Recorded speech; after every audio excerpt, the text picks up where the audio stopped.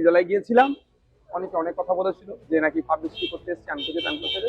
ওখান থেকে সোজা আমি এসেছিলাম কলকাতা হাইকোর্টে। ইললিগাল কনস্ট্রাকশনকে ডেমোলিশ করতে গেলে ইললিগাল হয়ে গেলে তো হয় না। দেখুন, এটা তো একটা হচ্ছে অনৈতিক কাজ, বিশেষ সম্প্রদায়কে টার্গেট করা হচ্ছে। প্রাণী হত্যা নিয়ে যে নির্দেশ সেটা দেখেছেন, এ নিয়ে আপনার কি মত? তৃণমূল আর বিজেপির মধ্যে আমরা বারবার বলেছি যে একে অপরের পরিপূরক। অর্থাৎ তিলজলার যে ঘটনা আমরা দেখলাম, একেবারে বুলডোজার, এর আগে আমরা উত্তরপ্রদেশে এই ঘটনা দেখেছি, এবার বাংলার বুকে বুলডোজার, কি বলবেন? আজকে তো আটকে দিয়েছে কোর্টে গিয়ে। দেখুন, অন্যায় কাজের আমি পক্ষ কোনোদিন না নিয়েছিলাম, না নেব, না আগামী দিনে।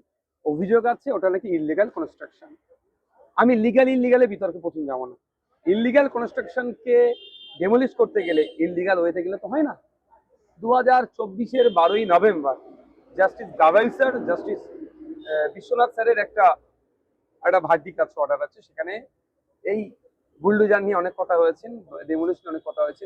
অ্যাটলিস্ট একটা পিরিয়ড বেঁধে দিয়েছে, সম্ভবত 15 দিনের আগে তাকে নোটিশ করতে হবে। এই বিষয়টা নিয়ে অনেক কিছু আছে, সেই গাইডলাইনটাও ফলো করা হয়নি। গতকালকে আমি তিলজলায় গিয়েছিলাম, অনেকে অনেক কথা বলেছিল যে নাকি পাবলিসিটি করতে এসেছে, আমি থেকে ত্যান করতে। ওখান থেকে সোজা আমি এসেছিলাম কলকাতা হাইকোর্টে স্বনামধন্য আইনজীবী, সিনিয়র মোস্ট আইনজীবী বিকাশ রঞ্জন ভট্টাচার্য স্যারের কাছে। আজকে বিকাশ রঞ্জন ভট্টাচার্য স্যার ওই মামলায় একজন অ্যাডভোকেট হিসাবে তিনি দাঁড়িয়েছিলেন, আরো অ্যাডভোকেট ছিলেন, সেই মামলায় আজকে স্টে করে দিয়েছে। একটা প্রশ্ন উঠছে যে রাজ্য জুড়ে, এমনকি কলকাতার যদি উল্টে গুলতে দেখি, এরকম ইললিগাল বিল্ডিং এর সংখ্যা তো কম নয়।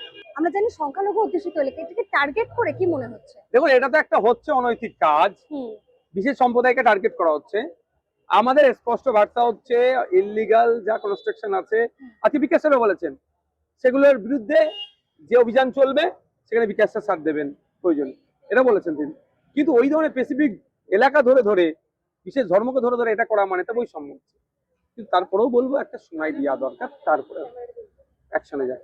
মমতা বন্দ্যোপাধ্যায় দেখা গেল যে তিনি আইনজীবীর বেশে এবার কলকাতার হাইকোর্টে। তিনি যে কলকাতা হাইকোর্টে পৌঁছেছিলেন, আমি যতটুকু রাজনৈতিক জ্ঞান আছে, আইনজীবীদের সাথে কথা বলে বুঝতে পেরেছি সেটাও অবৈধ পন্থা গিয়েছে।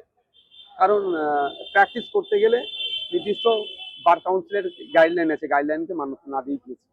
এই যে চোর স্লোগান, এটা কি কাম্য ছিল? এটা কি সামাজিক বয়কট, কি মনে করছেন? দেখুন, আমি একটা কথা বলি, আমি কোনোদিন বিলোদা বেল্ট অ্যাটাক করিনি, আমি করবো না। বাট যারা কি হচ্ছে সে সেইভাবে নেবে। প্রাণী হত্যা নিয়ে যে নির্দেশ সেটা দেখেছেন, এ নিয়ে আপনার কি মত? 1950 সালের আইন, 2024 সালে এটা নোটিফিকেশন হয়েছে। তবে বিজেপি এসে এটাকে আরো ব্যাপকভাবে এমন তৈরি করতে, যেটা হাওয়া তৈরি করছে, এটা কোনোভাবে কাঙ্ক্ষিত নয়। সংবিধানের সম্ভবত 25 আর্টিকেল 25-এ বলা আছে ধর্মচারণ, ধর্ম এক্সটেন্ডের, ধর্ম প্রচারের কথা বলা আছে। প্রত্যেকটা সরকারের কাছে আশা করবো যে আমি আমার ধর্মচরণ, আপনি আপনার ধর্মচরণের কোনো রকম বাধা হয়ে দাঁড়ায়, সেটা বরঞ্চ নাগরিককে কিভাবে সুবিধা দেওয়া যায় সেটা দেখতে হবে। সাধারণ মানুষের উদ্দেশ্যে বলবো, অযথা আতঙ্কিত হওয়ার প্রয়োজন নেই, এর কথা শোনা দরকার নেই। নোটিফিকেশন কি আছে তার ভিত্তিতে এগোতে হবে, প্রয়োজনে লিগ্যাল চ্যালেঞ্জ করতে হবে, কিন্তু কারো ফাঁদে পা দেবেন না। রাস্তায় নামাজ পড়া যাবে না, এই এই যে একের পর এই সমস্ত নির্দেশ, কি মনে হচ্ছে কি সংখ্যালঘুদের টার্গেট করে করে? বৈষম্য ছাড়া আর কিছু নেই, প্রতিহিংসা ছাড়া কিছু নেই। আপনি একটা কথা বলেছেন জলায় গিয়ে, আপনার প্রেস বার্তা আমরা দেখলাম যে এই সরকার এসেই রীতিমতো দমন পীড়ন চালাচ্ছে। তাহলে তৃণমূলের সঙ্গে বিজেপির কি কোনো পার্থক্য রইলো না? দেখুন, ব্যাপারটা হচ্ছে তৃণমূল আর বিজেপির মধ্যে আমরা বারবার বলেছি যে একে অপরের পরিপূরক। তৃণমূলকে দিয়ে বিজেপিকে আটকানো যাবে না বলেছি, তার প্রমাণ আছে। তৃণমূল গেল, বিজেপিকে ছেড়ে রেখে দিয়ে গেল। তো এর বিরুদ্ধে লড়াই, সাংবিধানিক লড়াই, গণতান্ত্রিক লড়াই, মাঠে ময়দানের লড়াই, আইনি লড়াই চলবে আমাদের। 5-এ পা দিল ইনস্ক্রিপ্ট। এই 5 বছরে আমরা আমাদের সাধ্যমতো শ্রম, নিষ্ঠা এবং সাহসে ভর করে চালিয়ে গেছি আমাদের সাংবাদিকতা। এক্সিট পোলের মিথ্যাচার ফাঁস করেছি আমরা। গিগ শ্রমিক, পরিযায়ী শ্রমিকদের কথা বারবার তুলে ধরেছি আমরা। প্যালেস্টাইন, বাংলাদেশ নিয়ে কথা বলেছি আমরা। বাংলাদেশের শাটডাউনের দিনগুলিতে প্রবাসী বাঙালিদের তাদের পরিবার পরিজনের খবর দিয়েছি আমরা। নাগরিক সাংবাদিকতা চালিয়ে যেতে গেলে চাই নাগরিকদের প্রত্যক্ষ অংশগ্রহণ। তাই আমরা ডোনেশন ব্যবস্থা চালু করেছি। স্ক্রিনে দেওয়া এই কিউআর কোডে আপনারা আমাদের যে কোনো অঙ্কের মূল্য পাঠাতে পারেন। আপনাদের অনুদান আমাদের নিজেদের কাজ এগিয়ে নিয়ে যেতে সাহায্য করবে।